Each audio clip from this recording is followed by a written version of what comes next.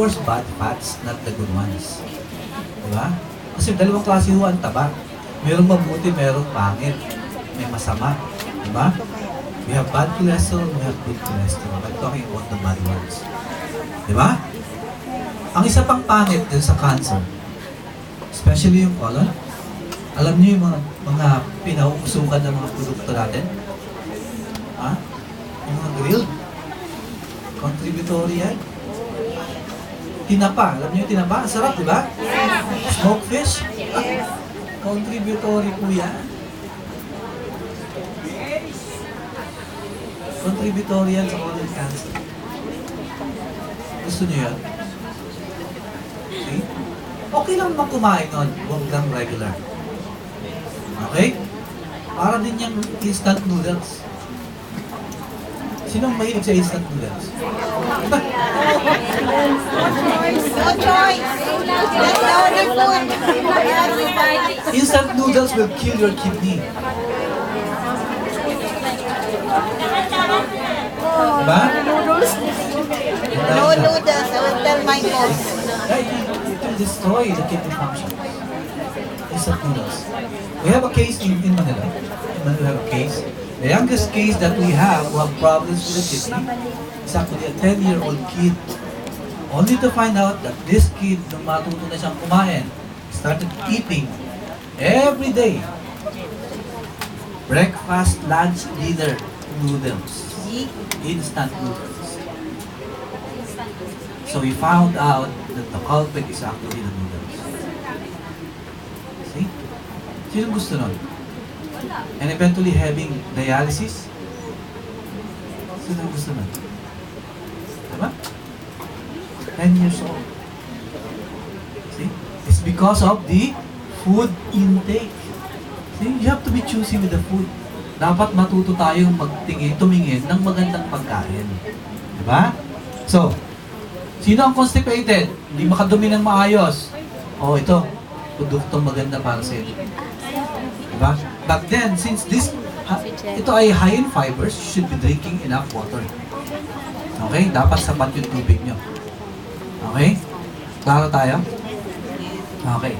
So, this is wheatgrass and barley. The next thing is glutathione. Bakit may glutathione? Diba?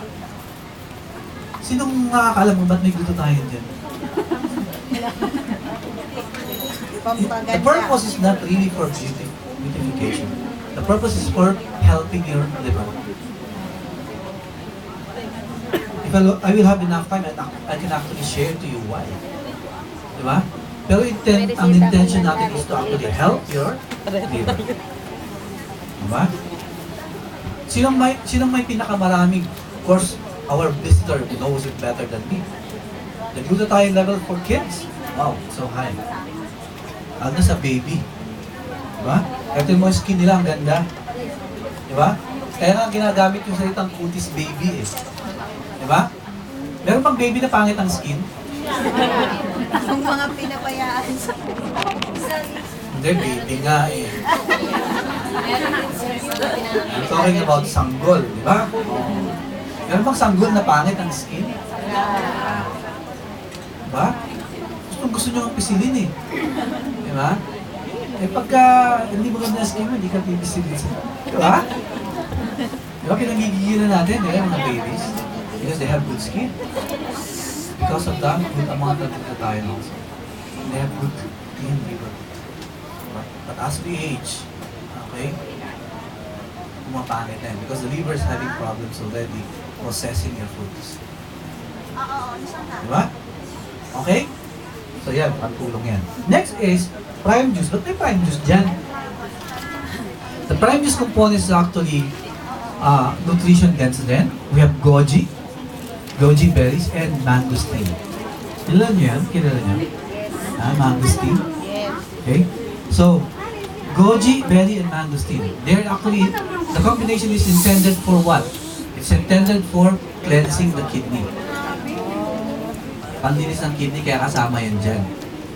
Di ba? What about body works? Body works dyan. Body works is intended to what? Di ba? For Dead skin. Ang ano ba yun? Ano bang gamit ng Bodyworks? Tanggalin ba? Tanggalan lipa. Skin repigmentation ang alis ng mga skin. Iba pang ano? Okay. Ang purpose niyan actually is to remove the dead skin. Dead skin. So there's a tip. May tip tayo dyan. Okay. If you want a good skin using Bodyworks, kumuha ka lang 2 to 3 teaspoons or tablespoon, depende sa laki mo. No? And then mix 1 sachet of coffee. Yes! Coffee? Coffee! 8 in Hindi kayo nagkakamali. Coffee. Ha? 2 teaspoons or tablespoon, depending on your Pure size. coffee. Diba? Plus 1 sachet of coffee. 8 in Pure. 1? Your choice, 8-in-1, whatever, cappuccino, whatever. Diba? Bahala kayo kung anong gusto nyo. And then, pag na-mix nyo na, inumin nyo na. Just kidding, just kidding. Okay. The purpose is when you, after mixing it, yun ang i-apply rin nyo. At yun ang gamitin mo for Sa body sa scrub. body scrub. Diba? Matry. You can do it once a week if you wish. Nanggan ako mga I try. Give it a try. Ang maganda doon, maganda talaga sa skin yun. And kapag ginagawa niyo siya, you can remove the dead skin properly. May soothing effect. Pag lumabas kayo ng CR, ang bango-bango niyo pa. Really? May kape.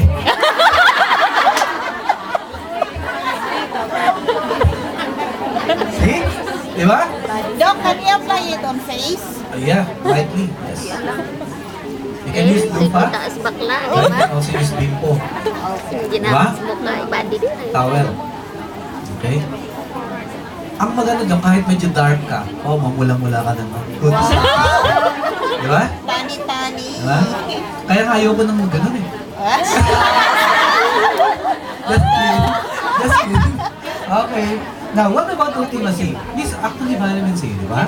So actually, the prime mover, this Ultima C will serve as the initiator ng lahat ng process dun sa body natin. Because in every chemical reaction inside the body, we need vitamin C actually. More than 300 bodily functions needs vitamin C. That's why you have to have this regularly. Aside from the fact that we are not producing vitamin C, our body, we don't have that capability to actually produce vitamin C. That's why it becomes an essential vitamin. Kailangan kakainin mo talaga siya. Either you eat high fruits that are high in vitamin C, or you take something that is really a vitamin C. Okay? Wala tayong ganong kakayahan. Unlike goats, alam niyo yung kambing? Ang kambing kayang mag-produce ng vitamin C nun. Diba? Kapag na-expose sila sa virus, for example, or bacteria, okay, yung katawan nila can produce 100 to 200 grams of vitamin C. Ganun karami. We're talking about grams, ha? Hindi milligrams. Ganun karami. I'm talking about goat. Okay? Goat has the capability to produce vitamin C. They're exposed to certain type of illness or disease. They can produce as much as 100 grams to 200 grams of vitamin C inside the body. Kaya nga po, nakakita ba kayo ng kambing na may sipon? Hindi lang sila naliligo. Diba? Dalaway lang. Lalaway. Nakakita ba kayo? Hindi pa. Pag nakakita kayo, sabihin niyo sa akin. Okay. Klaro? Okay. This is one set of products that we are giving to anyone. No, kahit sino kakilala niyo, pwede niyo simulan dito. In fact, ang ganda ng combination, ang daming produkto. Oh. Isang set lang ng ano yan. Diba? You can become a member with this one. Isang set. Diba? Lahat nandun na. Kahit sino nakakailangan nito. Kahit ako. Once in a while, I'm doing this. Diba? Kahit once a year or twice a year, it's your choice. Depende dun sa activity mo, sa pagkain mo. Diba? You need this in a regular. Lalo na kayo. Sino ba dito sa inyo ang na-expose na ito? 2,000 pa. Wala, ngayon lang, di ba? So dapat mag-cleansing kayo. Sino ba